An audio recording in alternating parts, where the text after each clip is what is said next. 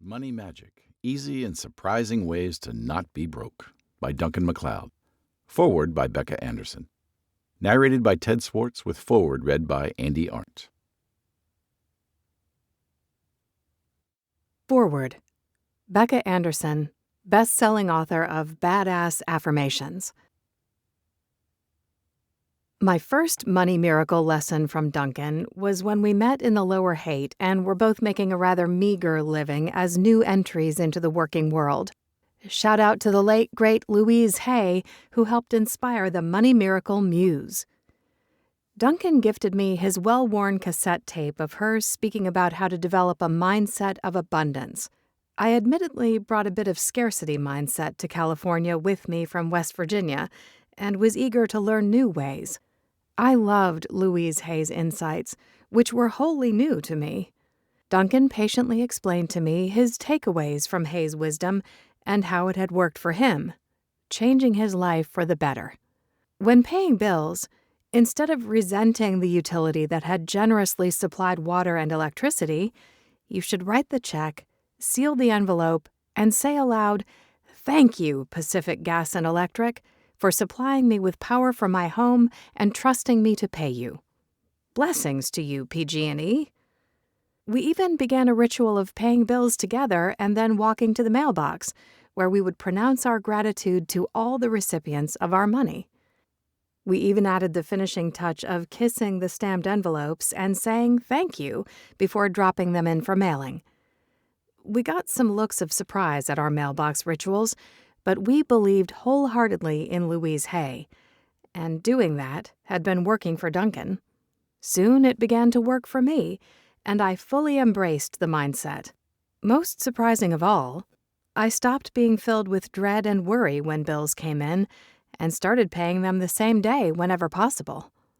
In addition to adopting an attitude of abundance, it helped my credit score. In the early 1990s, we had to go to the mailbox for our 5-minute gratitude ritual.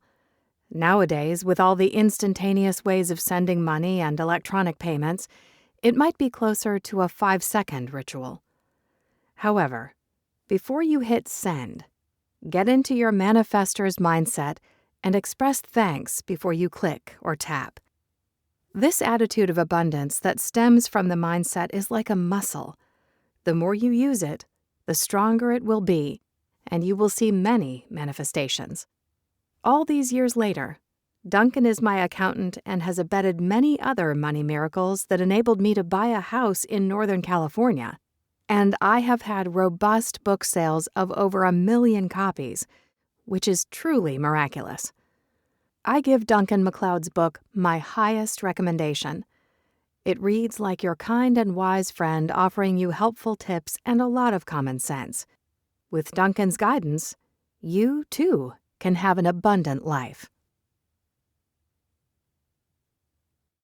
Introduction by author. My story. My journey and relationship with money began at the age of 11 when I got my paper route. I learned a lot about hard work, but nothing about smart work. I'm a child of divorce, and living with a single, oft unemployed mother taught me a lot about the perils and pitfalls of money, but nothing about the way money really works. Neither of my parents had a clue on how to acquire wealth. We even bought a house and sold it for less than we paid. When I was young, the stock market was not really accessible like it is now. I would have needed a broker and would have had to pay a hefty commission to buy stock. I actually asked my mother in 1978 how to invest in Apple. A friend with wealthy parents had a visit from a guy they affectionately called Woz.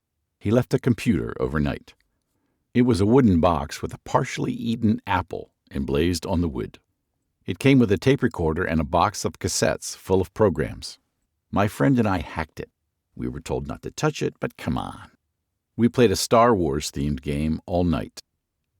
The next morning, when Steve Wozniak came to collect his prototype computer, he was surprised to learn that 2 dumb kids had figured out how to entertain themselves with his wooden box.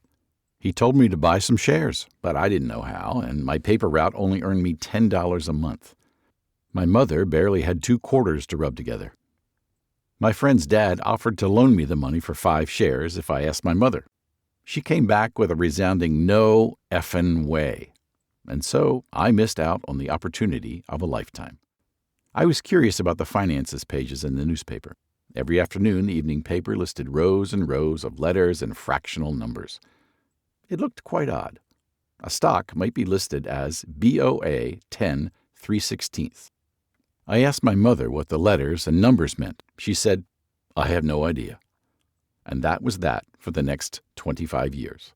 I remained completely oblivious to the stock market and all that it had to offer because no one around me would say what the letters and fractional numbers meant. It turns out the letters were the code for the name of a stock, and the numbers were prices. Why didn't they just say Bank of America closed at $10.19? Why would prices be listed in fractions of 1/16? The 3 to 4 letter codes were because otherwise the stocks wouldn't line up neatly in columns.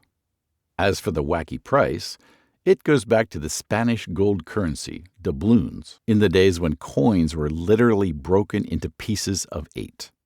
And when more money was circulating in the 20th century, they broke it down even further into 1/16.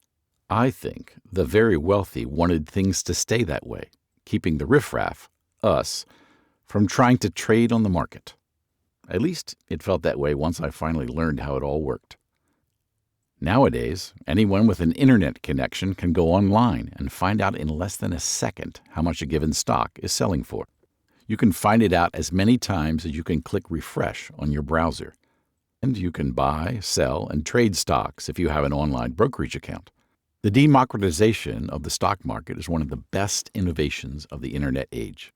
Even with the chaos we're seeing as of the printing of this book, there is no better way to have wealth. I'll explain this more in the chapters on wealth and investing. In my late teens, I ended up on a psychiatric ward and spent a few years getting my mental wellness under control. I lived on public assistance, but managed to go back to college and earn a dual bachelor's degree in film and Italian. I came to Hollywood to make it big, and made it small. I lost quite a few jobs, scraped bottom dozens of times, and basically failed to get my shit together. I found a program called Debtors Anonymous. Then it changed. That's the sad portion of my story. Everyone's is different. I've learned a lot since then. I got my MBA, invested in the markets, bought a house, and started coaching people how to turn their financial life around. It started with a crisis. I lost my job due to the World Trade Center attacks on 9/11. I had a 401k and needed to roll it over. I didn't have a replacement job, so I went to American Express Financial Services and got my first advisor. She taught me how it all works. She took my measly 401k and rolled it into an IRA. Don't worry if this seems boring to some of you. It may make more sense later. Ameriprise, as it's called now, has helped me grow my pittance of an IRA into a surprisingly large pile of money. Each time I quit a job, I'd put the 401k into the IRA and voila! My advisor is a friend and trusted counselor. I'll talk more about the importance of finding such a friend in Chapter 10. This book is for the person who is still struggling to understand the difference between wealth and income. Their eyes glaze over when someone talks about stocks. Or maybe they have credit card or student loan debt and fear they'll never get ahead of it. Maybe they are having trouble earning and saving money, deciding between paying rent, eating, or paying their bills. It's also for the children of wealthy parents who want or need to make their own way in the world. Really, the book is for anyone who feels they're missing some information about money. I'm going to give a lightning-fast overview of how money works, how to increase it, how to be wealthy, and how to do it easily, smarter, without breaking your back at a thankless, low-paying job. Throughout the book, you'll find money miracles, quick and easy ways to get a hold of your finances and make positive steps toward financial freedom. I originally planned to call this book Gunkle Duncan's Magic Money Book, but many readers might not know what a gunkle is. It's an uncle, but a little more fabulous and witty than your other uncles. I'm a gay uncle. As an only child, when I realized that I was gay, I had to give up something. I would never get to be Uncle Duncan. I wasn't able to marry another man, so legally I couldn't be an uncle. When gay marriage came along, I married a wonderful man. We've been together for 23 years as of the writing of